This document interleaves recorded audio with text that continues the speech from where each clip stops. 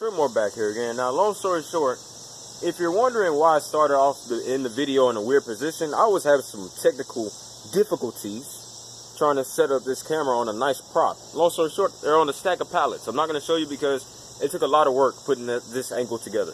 Alright, but long story short, what we're going to talk about today, we're going to be talking about why Spider-Man will always be my favorite superhero.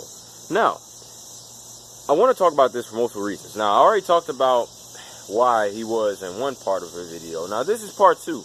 And if you don't know, Insomniac's version of Spider-Man, or as we like to call it in the Spider-Man community, Marvel's Spider-Man for PS4 is coming out September 7th. It's going to be an amazing day. It's going to be a historic day.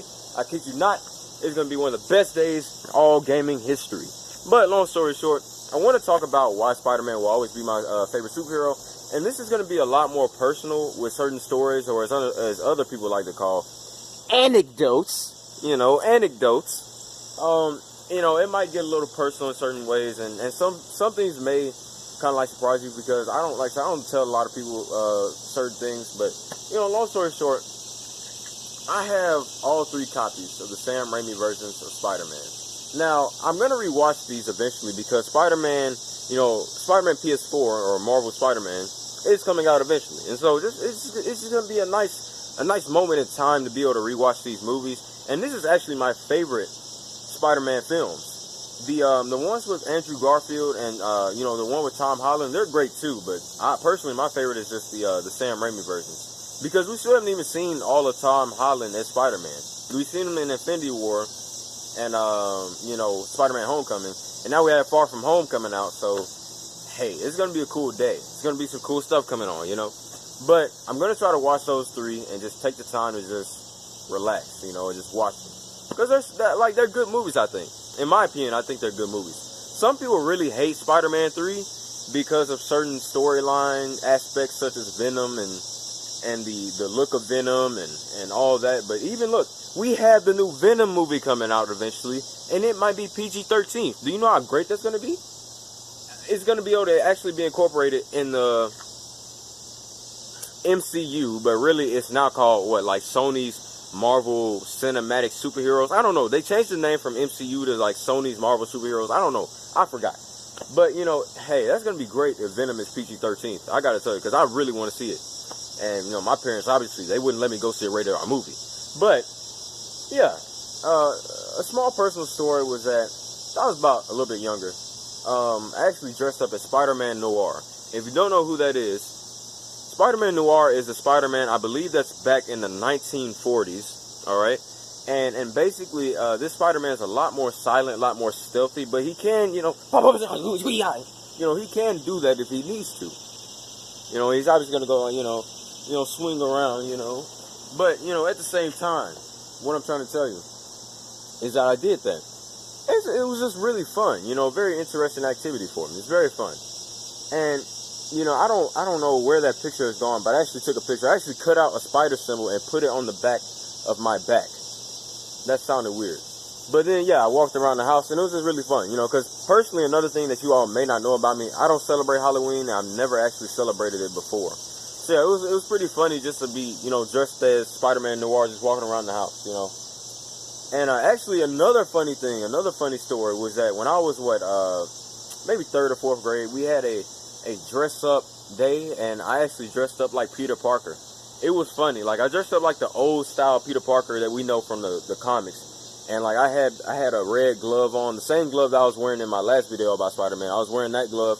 I was wearing, a checkered shirt, and I was wearing a vest and khakis and dress shoes or something. I looked like the actual authentic old Peter Parker. It was funny. It was really fun too.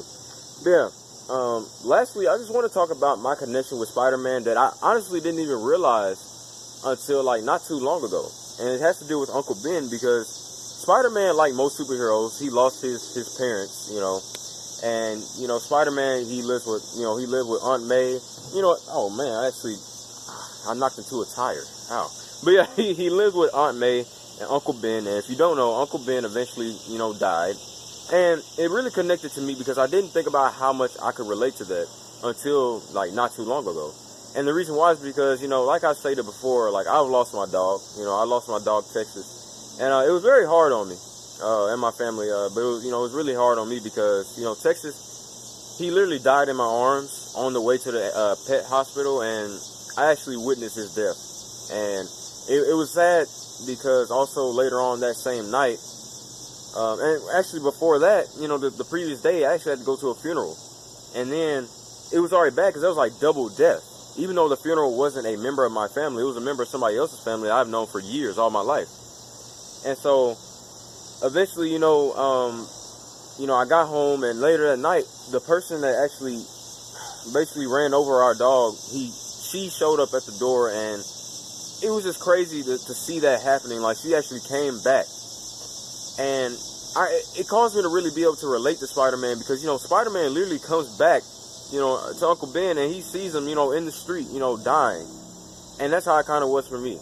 And I never actually thought about his, you know, Texas death in connection to Uncle Ben's death. And you know, it's given me a little bit more hope and a little bit of just energy to be able to just move around and be able to just enjoy my day, because to know that Spider-Man and I have had a personal experience together, it's just really cool to understand that, you know, even though this is a superhero and a person that may not exist in real life, it's just cool to have that connection because, like I said, Spider-Man is my favorite superhero. And like I said, it's crazy to me because, like I said, you know, Texas died in my arms. I witnessed his death literally in front of me when I was calling him back inside the house. You know, car just comes out of nowhere, and you know, it was sad for me. You know, I fell into a stage of depression, I really think. You know, because it was hard for me to really just function in general because we did so many things together, and that's sort of like with Peter Parker and Uncle Ben. You know, this was literally his father figure and one of his, you could probably say, best friends, you know, besides Harry Osborn and all that. But yeah, I just wanted to share those stories and, you know, just show how Spider-Man is my favorite superhero, how Spider-Man really can be encouraging for me and can help me just because, like, he's a great superhero. He's underrated. Like, look, Spider-Man is one of the most underrated and sometimes underappreciated superheroes. I don't know what it is, but yeah, I just want to talk about that because I just want to share you all why Spider-Man will always be my favorite superhero. And yeah, stream more back here again. I'll see you guys later.